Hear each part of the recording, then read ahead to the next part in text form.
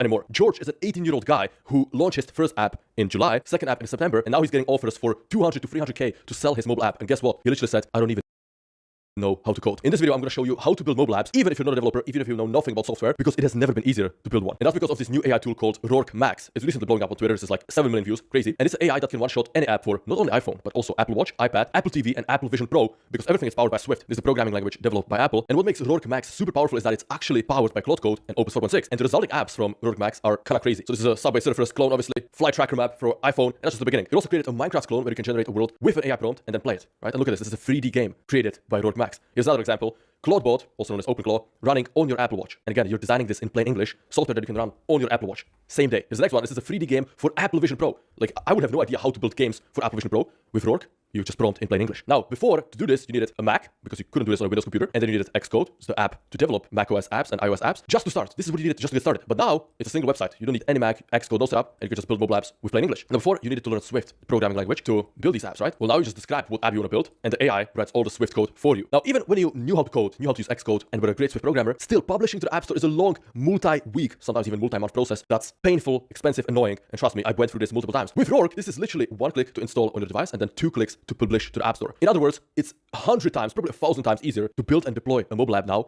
than it used to be in the past. And once you deploy your app, in the past you needed to test it with a physical device, plug it into your computer with cables, all that stuff. Well, now you install it directly to your device with 1 click. You don't need any emulators, nothing like that. And the best part is, it's one prompt that builds for iPhone, iPad, Apple Watch, Apple TV, and Vision Pro all at once. You build software for all of these devices where you can reach billions of users in the entire Apple ecosystem. Now, when I first heard about Workspace and I've seen how viral it's been going, I immediately reached out to Daniel, the founder of Rourke, because we spoke almost a year before when Rourke first came out, and luckily he agreed to partner on this video. So in this video, I'll show you how to build any mobile app you want with Workspace. Now, finding Workspace is super simple. Just type it into Google and click on the first link, which will take you to the landing page of Rourke. Now, the homepage shows you even more of what's possible with Workspace. It's kind of crazy how many different apps you can build in a matter of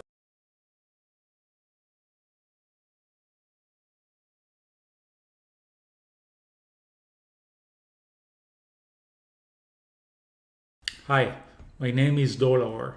I would like to invite you to the Monster Scale Summit, the free virtual conference about the most scalable.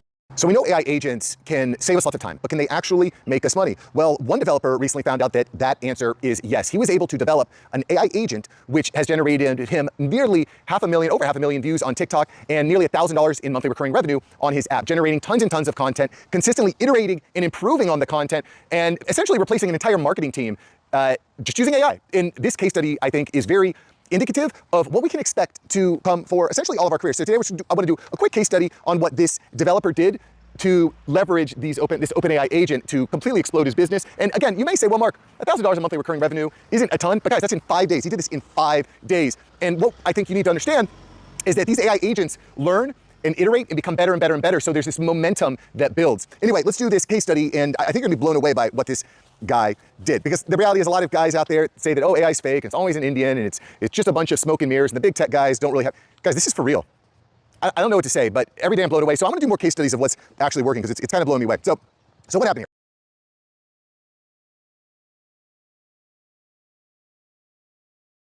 here? So a developer named Oliver Henry used his OpenClaw agent to create an AI agent named Larry. And essentially Larry, this autonomous AI entity, if you would, ran on an old gaming PC. So we had a dedicated PC that ran this. By the way, I was looking the other day, actually just today, I was looking at an old PC that I have sitting on the ground, and I was like, I wonder what trouble we could get into with that old computer there.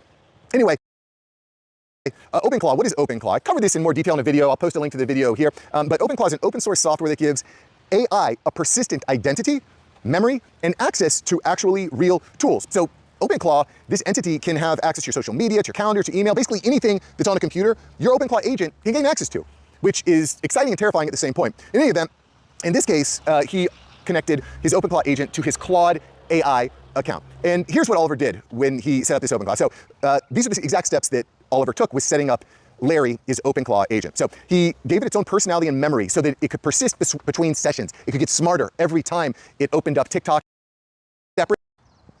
He gave it the ability to self. He added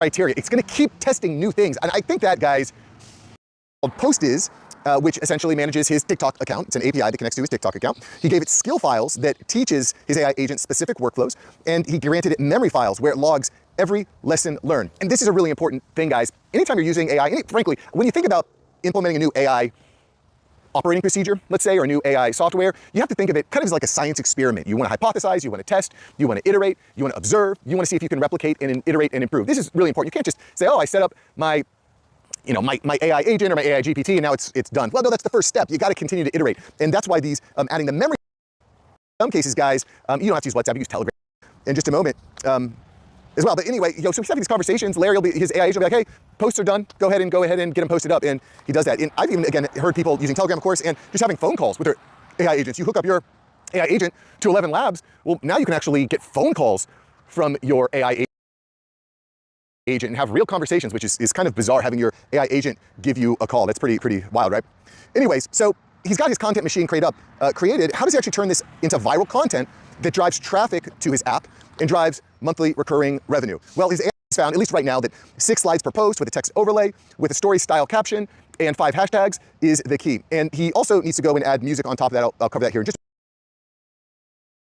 the OpenAI agent generates the images, adds the text overlays, writes the caption. Larry uploads everything to TikTok, like I mentioned, using Postiz, and saves it as a draft. It does not post it. Once the draft is saved, the OpenAI agent, or the OpenClaw agent, sends a message to Oliver, the creator, via WhatsApp. Oliver opens up TikTok, picks a trending sound, adds it, pastes the caption, hits publish, done. So he's doing 60 seconds worth of work to get these posts out. And then what happens is his OpenClaw agent, Larry, learns with every post. It iterates. It completely upends and changes the way that marketing works. And in the past, I would have a team. I would have people that I hire to do certain tasks.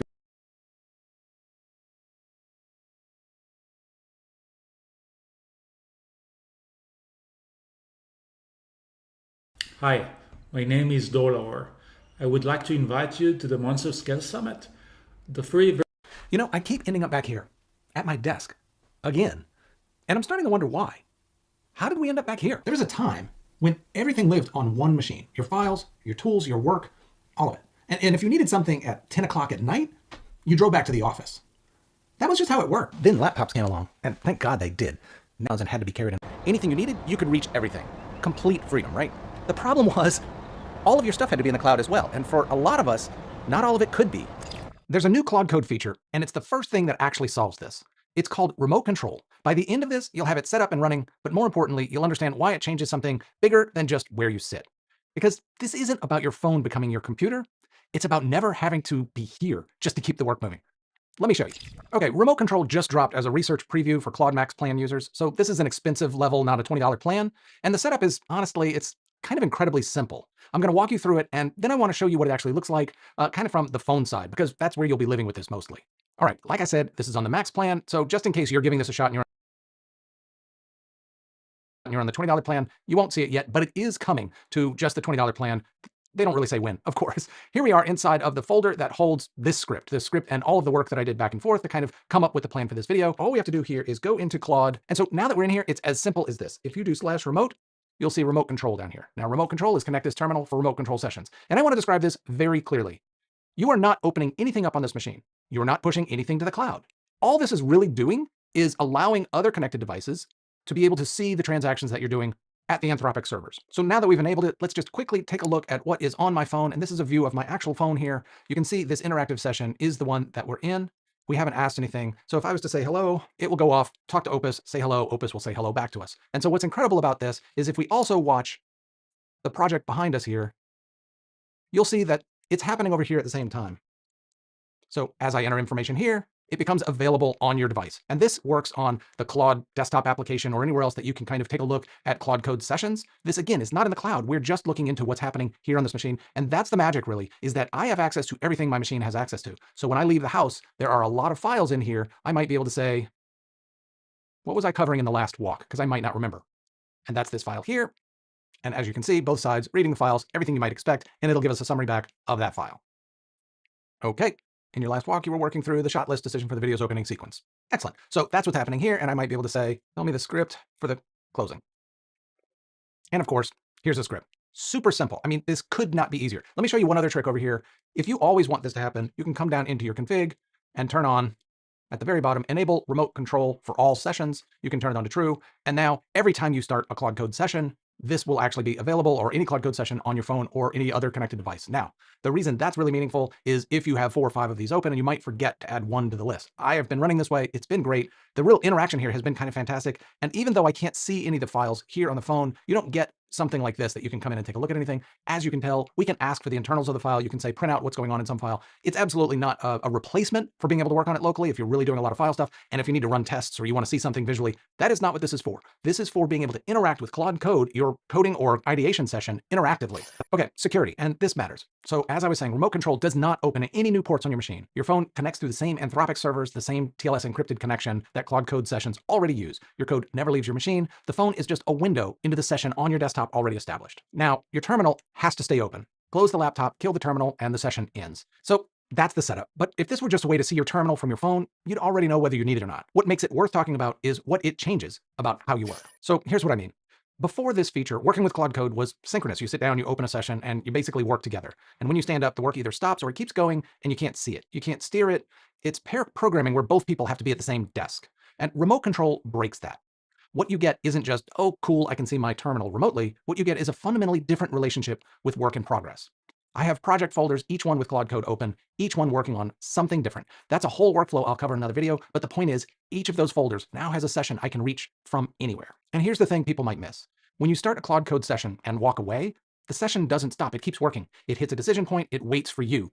But it doesn't shut down. Remote control means those waiting moments aren't invisible anymore. You can see them. You can answer them from wherever you are. And that changes things because now these sessions become things that are kind of alive on their own schedule. I check in when I have a thought. I redirect when inspiration strikes. I approve when I've got a free moment.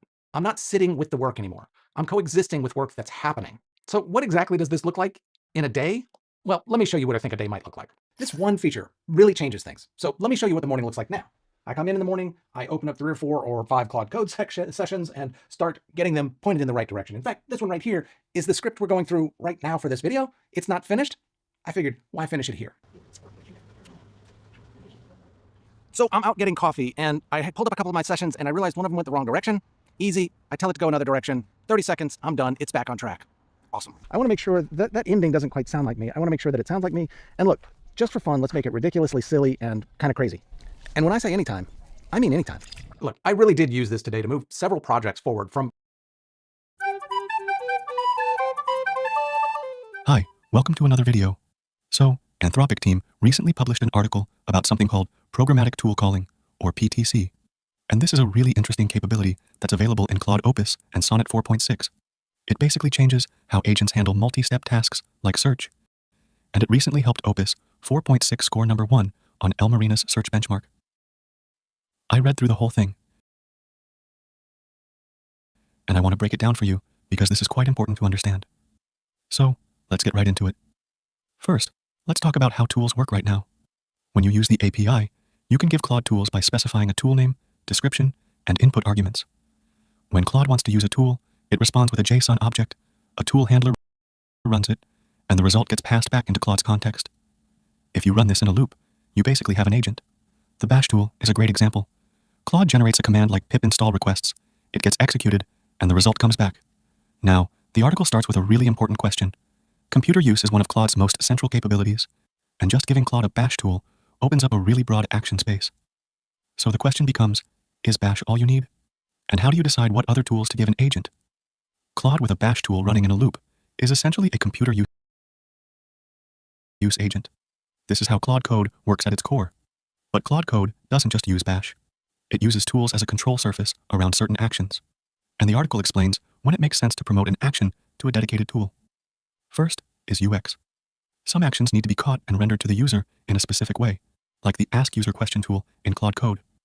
Second is guardrails. For example, a file edit tool can run a staleness check to make sure the file hasn't changed since the model last read it. Third is concurrency control.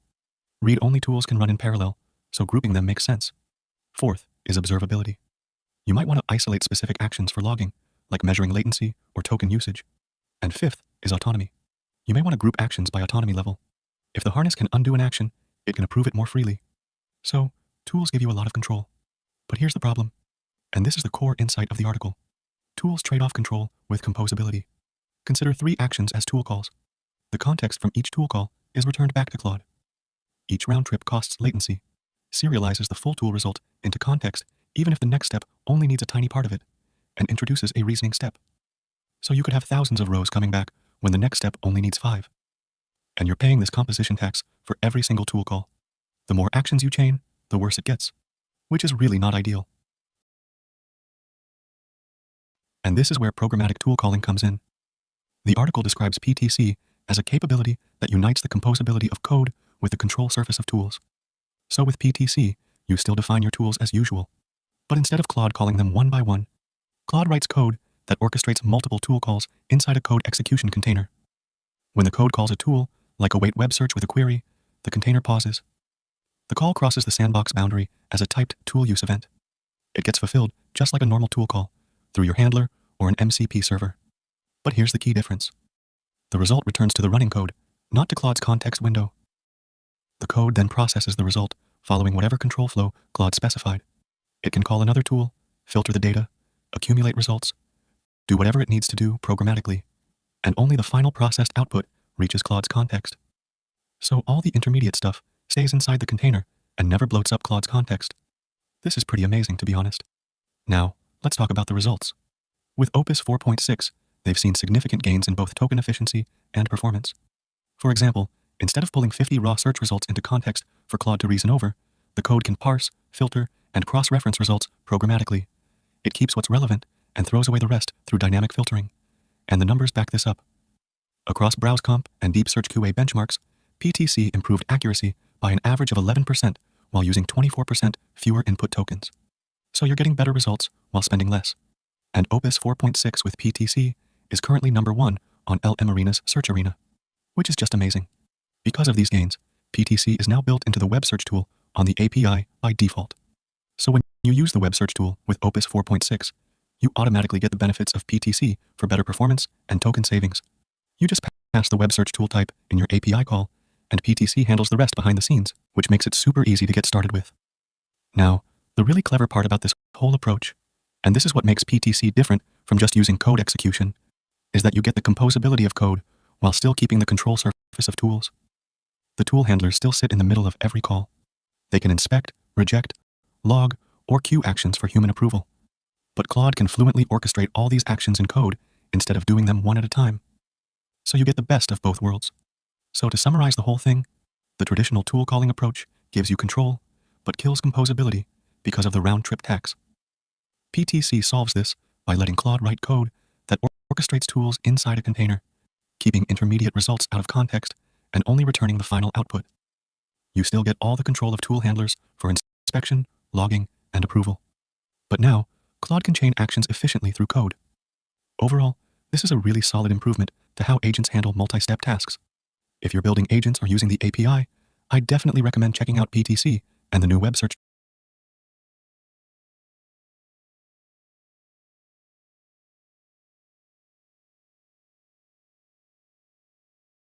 Managing and growing your SOC 2 program is a journey. And there's 2 ways to travel. The manual way, filled with spreadsheets, screenshots, follow-ups, fatigue, and audit failures that kill sales conversations. And then there's Sprinto. Sprinto plugs into all the systems you're already using, so you can start collecting the evidence a SOC 2 auditor needs from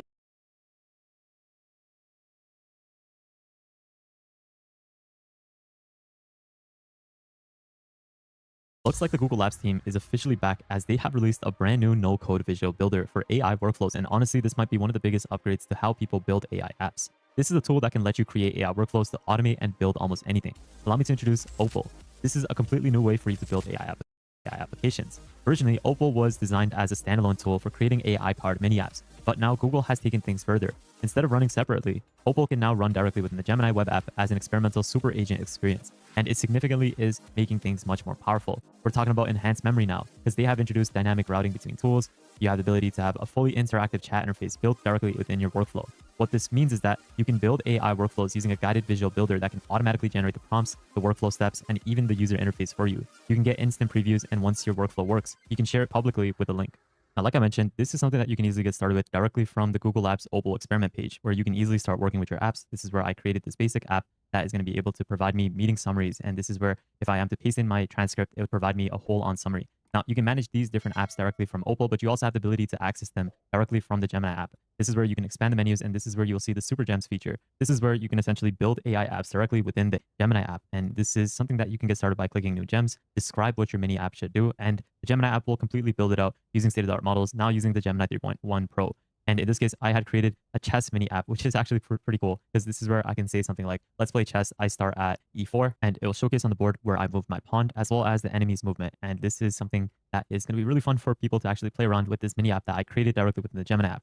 Obviously a super simple mini app, but you can make a lot of these cool agents that can practically automate a lot of things in your life. Let's take a look at it in action. Here, Opal was actually requested to create a room designer app. You can simply provide an image of a room and the agent transform it into multiple visual redesigns based off of your style and preference. It is something that sounds super simple, but technically it is remarkable because now you can add an agent block inside Opal and literally program an AI agent using plain English to do various sorts of tasks. No coding is required, and it natively is now supporting tool calling, where it can include image generation, video generation, and web search. You also have persistent memory across sessions and conditional logic and branching workflows. So instead of prompting AI, you're building AI systems with the free tool that Google has now created. What this means is that with memory, the agent can now remember information across multiple sessions like the username, preferences, or even your creative style. So instead of starting from zero every single time with Opal, this is where your AI can actually learn how you work and it is going to be able to give you the best results. You also have dynamic routing, which is something I talked about. You can use the @goto tool, and this is where the agent can decide what steps that it will need to work upon to execute on its own. And it means that workflows are no longer static. And you also have interactive chat. This is where the agent can pause a workflow and talk directly with the user to collect information that is missing, like asking for clarification questions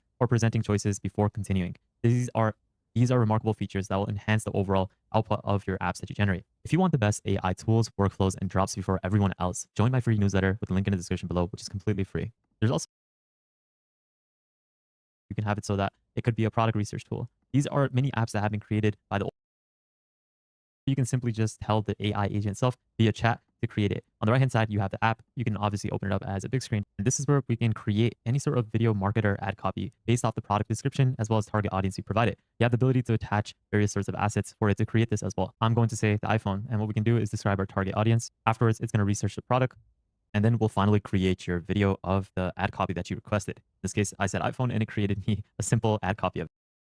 It's remarkable, and the quality of output is going to get a lot better as you tweak and improve certain components of your mini app. You also have the ability to download the file and then share the output as well, which is great. And you can even remix this app, change the settings so that you can even edit like whatever models it is supposed to be using. But to create your own mini app or your mini agent, what you can do is head over to the Opal dashboard and you can click on Create New. Obviously, you have the ability to do it directly within the Gemini app with gems, but I prefer to do it directly from the Opal product page. And this is where you can click on Create New. And this is where you can simply just describe what you want the agent to build out. I want to create an AI storytelling app that asks the user of a story idea, genre, mood, and the video length, and it will create a short story as well as providing you a couple of other elements like a video that describes that story as well. So it gives you a dynamic view of visualizing a story, but you can get started with the user prompt. This is a manual way for you to use these different notes to essentially start off from where you implement a user prompt asking for what you want the mini app to work upon. Then using a Gemini model, for example, an agent that's powered by the 3 Flash, the 3.1 Pro, Nano Banana, and a couple other things to generate the output based off the user query. And the output is obviously going to be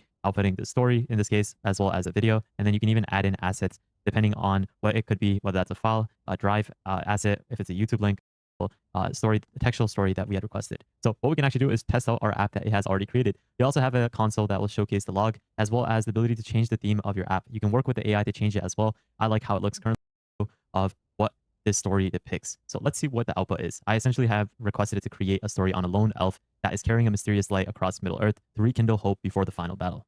And remember how we talked about the new update of Opal, where it will now request additional information? This is where it can ask us a couple of questions to get more information on the story that it's requesting us to generate to get better quality outputs with the mini apps. So we can give the elf a name, as well as the location in Middle Earth, as well as the description, and then we can go ahead and send in the classification answers. I'm truly amazed. Let's take a look at the output. This is the lumen of Eriandel. I don't know how you pronounce that. Hopefully that was the correct pronunciation, but just take a listen to what AI created. Let the darkness know its end, for as long as one hand carries the light. Now, this was a super simple and short video that I generated, but it was really qualitative. And if you are to read through what the story it had created, you would definitely have a lot of fun reading through all of the different scenes as well as what it had generated. So this is just a small little way for me to generate a better storytelling process with this mini app that I created. I can now add in more outputs, more user inquiries to generate a full-on mini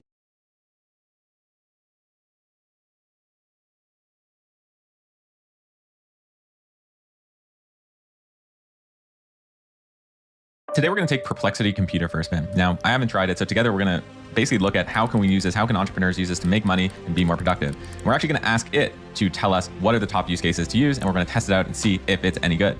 You've probably seen Perplexity Computer and you might have bookmarked it, but today we're actually going to see if it's super valuable. So let's just get right into it.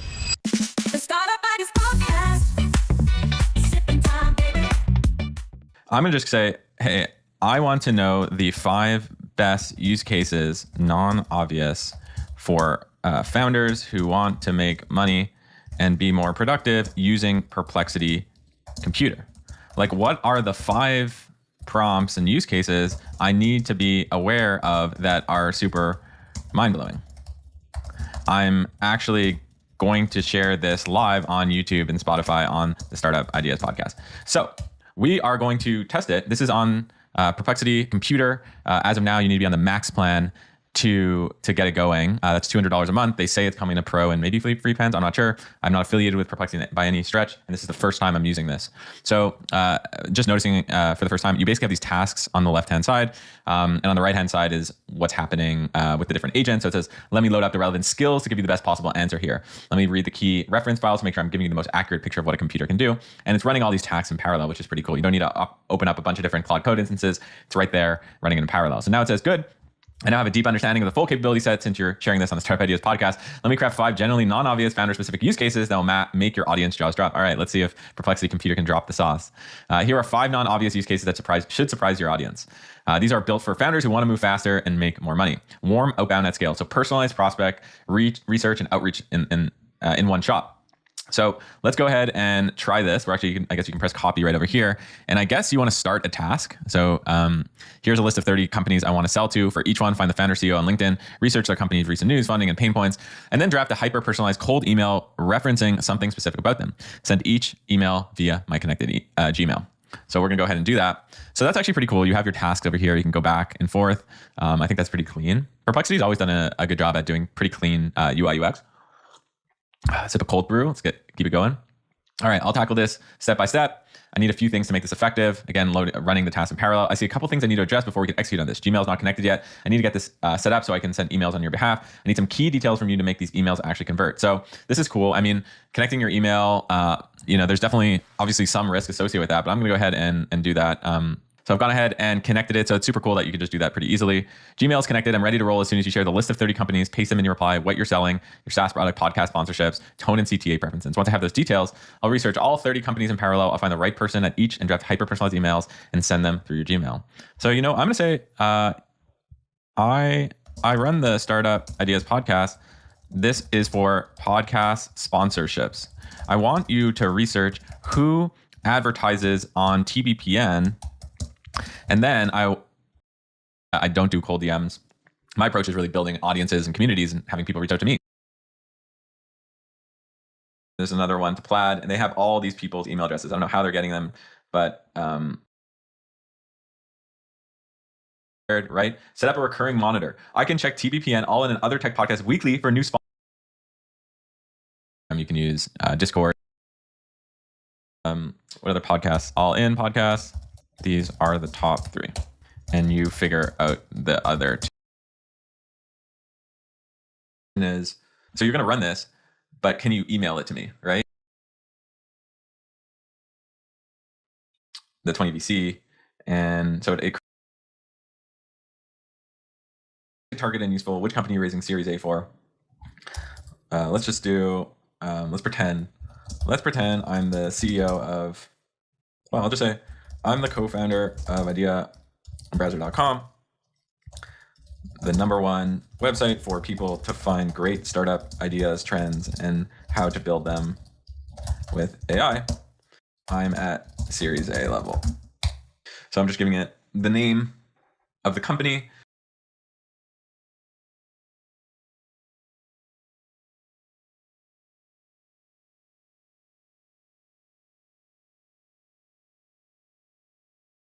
Managing and growing your SOC 2 program is a journey. And there's 2 ways to travel. The manual way, filled with spreadsheets, screenshots, follow-ups, fatigue. I spent 10 years of my life building, scaling, and eventually selling my software business, Webinar Ninja. And to be honest, it was an absolute battle all 10 years. But I wanted to test myself. I wanted to see if I can do it again, if I can build a software that really rivals the industry leaders. But I wanted to do it this time